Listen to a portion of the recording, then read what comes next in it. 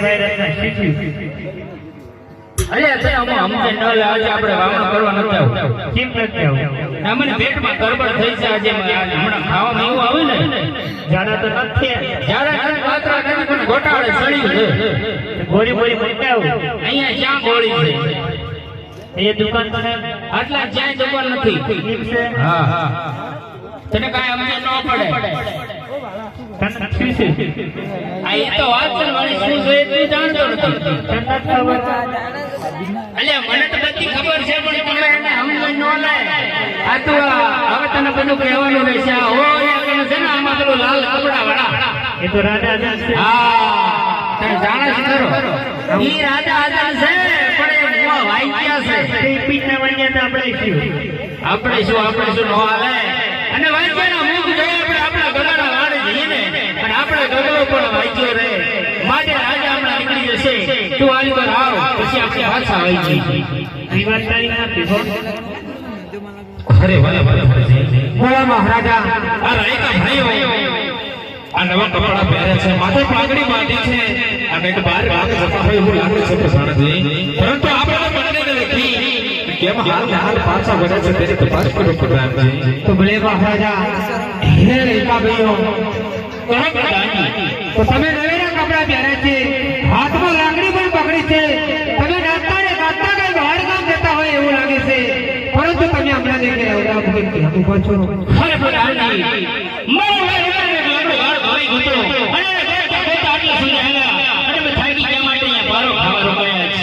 હે રેખા ભાઈઓ જેવા તમે સત્ય કહો અરે કઈ વાત છે સદેરે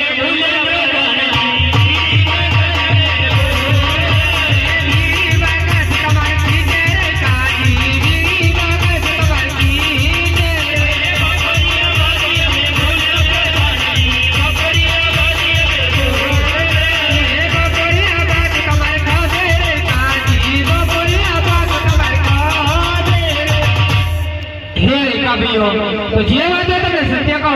અરે પ્રધાનજી અમે જે વાત હતી તમને હકીકત કરી દીધી છે અમે કાંઈ જોડું તમારી જોડે બોલતા નથી તો ભલે હે મહારાજા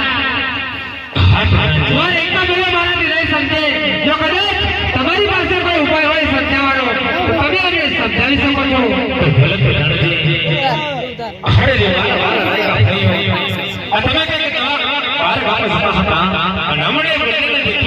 આ હાલે કેમ પાછા પડ્યા છો તમને સાચું જણાવડાવ્યા ભાઈઓ હે મહારાજા અમારા ગામનો વાળ ભાઈ લોકો માટે નીકળી ગયા અને થાકી ગયા માટે મારો ખાવા માટે રોકાયા અરે રેખા ભાઈઓ મને લાગે છે કે તમે હજુ પણ તમે મારી પાસે જૂઠું બોલી રહ્યા છો જે વાત હોય તેમને સત્ય જણાવડાવ્યા ભાઈઓ અરે મહારાજા તમારે કાંઈ જૂઠું બોલતા નથી જે વાત સત્ય હતી એ તમે કહી સંભળાવી અરે મને લાગે છે કે તમે એમ સાચું બોલો છો નહીં અરે રેખા ભાઈઓ આ તમે પણ સાચું બોલાવવાનો મારી પાસે એક ઉપાય છે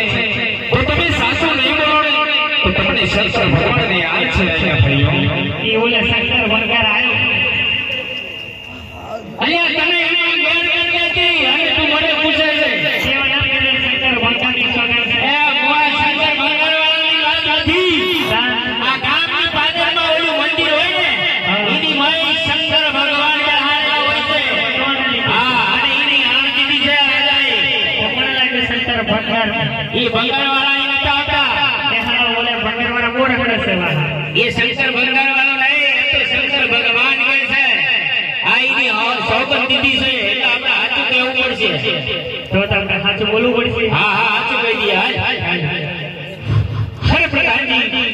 બોલો રેખા ભાઈઓ અમે સાચું કહીશું તો તમારા રાજાને માથું તો નહીં લાગે નહીં રેખા ભાઈઓ જેવા તો તમે સત્ય કહો અલ્યા પ્રધાનજી સત્ય તો કહીએ પણ ઘણી વખત આવા નાના ટાણા મારેલા માણસો જોડે આમ ગળે ફાંસો ખાઈને લટકી જાય છે હે રેખા ભાઈઓ અમારો મહારાજાને તમે ગમે તે કહેવા વેણ બોલશો તો અમને કોઈ પણ ખોટું નહીં લાગે માટે જેવા તો તમને સત્ય જણાવો બહુ સારું પ્રધાનજી તો તમને કહીને સંભળાવો કે કહીને સંભળાવો હે રેખા ભાઈઓ જો તમે કહીને સંભળાવશો તો આપણે બંને જણા સાંભળશું અને જો તમે કહીને સંભળાવશો તો બેઠેલી સભા સાંભળશે જેવો હરિયાળી રહી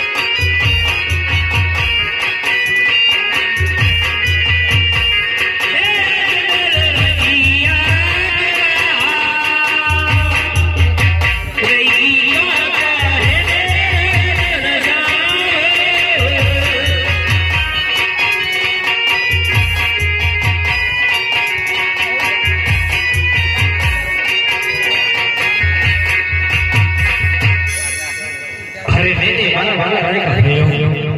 આ તમે મને વાંચો કઈ રીતના કરો છો? કારણ કે મારી દેવીને ફેરે આ સૂર્યને પણ ઝાંખી પાડી દીધી ત્રણ દીકરીઓ છે, એક લાચા લક્ષ્મી ને ત્રીજી સગુણા, અને તમે મને વાંચો કઈ રીતના કરો છો રાયકા ભાઈઓ? અરે રાજા, અરે હાથ પહોંચી અનિત કંઠે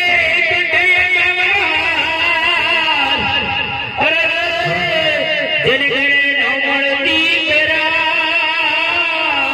અરે મંદિર સુમસામ. અરે મહારાજા, તમે ત્યાં બોલો છો, તમારા ઘરે લાશા લગ્ની સમૂહને ત્રણ દીકરીઓ હોય છો તો એ તો પારકા ઘરનું થાપણ કહેવાય. આજે પરણાવશો ને કાલે સાસરે લઈ જશે, પછી તમારે રાજગાદીને જો કરાય ત્યારે કપડે લૂડો જો દીકરો હોય ને મહારાજા, તો તમારા રાજગાદીનો અધિપતિ થાય મહારાજા. અરે આ તમારી કેવી વાત મને સત્ય લાગે છે, કારણ કે મારી ત્રણ દીકરીઓ મારી દીકરા વિશે સાથ ભૂલી ગયો હતો રાયકા ભાઈઓ. અરે વાલા